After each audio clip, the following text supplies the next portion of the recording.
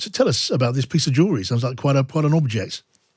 So it came to us, and we thought that this would be a wonderful time, our Royal and Noble sale, to present it to auction and see what happens. It was a wonderful result. We were very excited about it going into the auction.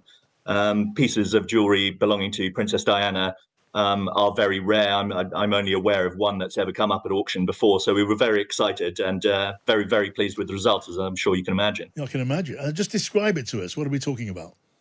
So it is made by Garrard, and it's this beautiful cross, quite large in stature, sort of about 13 centimeters long, set with wonderful square-cut amethysts, possibly Siberian in origin, and beautiful little diamonds, brilliant cut diamonds set around the edges. It's quite a statement piece. Right, so it went for just short of £164,000. Was it a very competitive bidding process?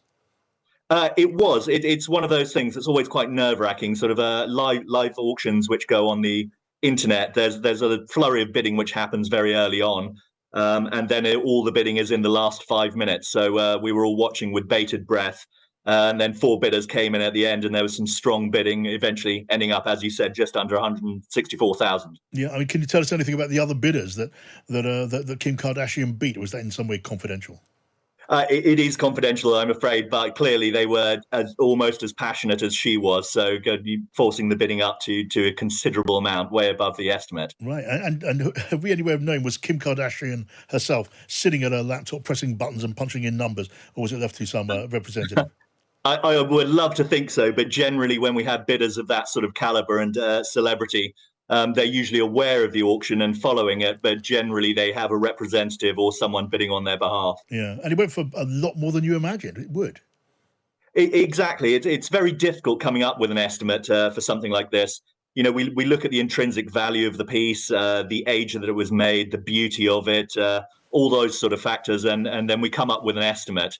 But to try and factor in the fact that it belonged to Princess Diana and pieces of jewellery that belonged to her or were worn by her are very, very rare at auction. So, yeah, then we sometimes get surprised with the results. But, yeah. I wonder if we'll get a glimpse of it sparkling away on some piece of Kim Kardashian reality TV sometime soon. I mean, so Diana previously owned objects, obviously have an obvious value in themselves, don't they? What about the idea as a I don't know, it's a collection. Diana Billier. Does that make the pound signs ring?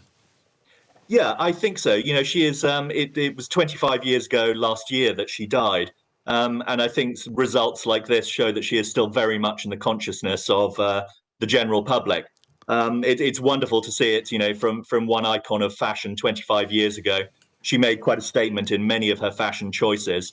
And she is very, famous for that and remembered often for that, as well as her charitable effects. And now to see it go to another international fashion icon is particularly wonderful.